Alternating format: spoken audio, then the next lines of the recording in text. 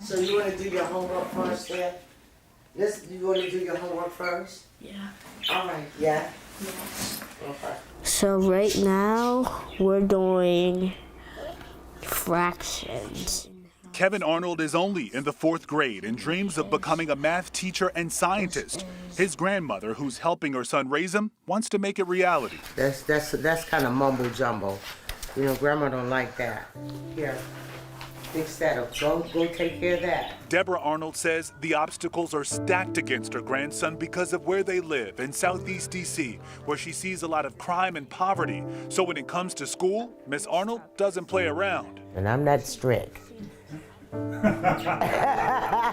I'm not strict. I just prefer him and like the rest of my grandkids just to get the job done. Getting the job done at his old school was tough because Kevin says he couldn't focus.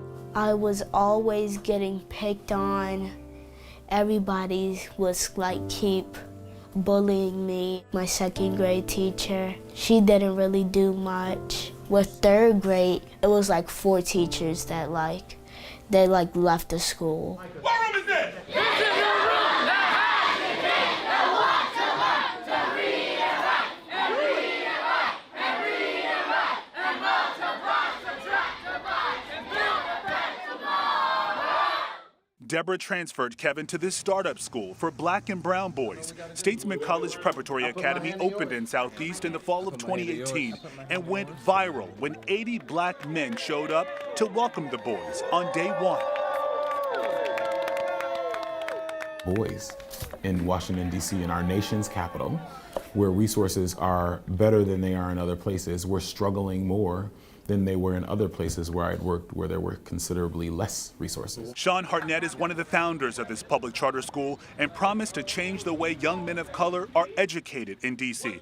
Last school year, only 74% of black boys and 60% of Hispanic boys in D.C. graduated on time, compared to their white classmates at 95%, according to data from the D.C. school system. The more male and the more brown you are, the more difficult you are going to find it to be successful in a traditional school, in a public school of any sort. I want you to take some time over the course of the day and think of all the reasons why I should write you this recommendation. HARDNETT started as a teacher more than 20 years ago, but for the last decade, he's trained dozens of principals in D.C.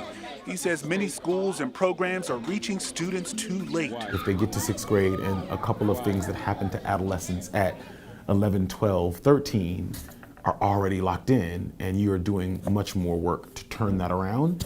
But at 4th grade, if you can reset before they set, you stand a chance. Statesman welcomed its inaugural class of 4th graders last school year and will add a new class each fall, stopping at 8th grade. I like it because it's a disciplined school. It's a very disciplined school, and it has all of my favorite teachers. How many bones do a human have? 206. A baby have? 300. Some of the school system's data shows a 96% attendance rate in nearly all students returned for year 2. My old school, I guess I had too many distractions kind of stopping me from learning. It didn't really, feel like I was at my maximum capacity of learning. But here it feels like I'm actually learning something, I'm actually growing. Academically, only 11% of students here are proficient in English and about 17% in math, according to district data, an indication of what teachers are up against. Half of Statesman students are considered at risk of failing by the district. A quarter are deemed special education, and a smaller fraction started at grade level. They spent the first few months of school like whoa, like this is whoa, right? Catching up. So what we need is time.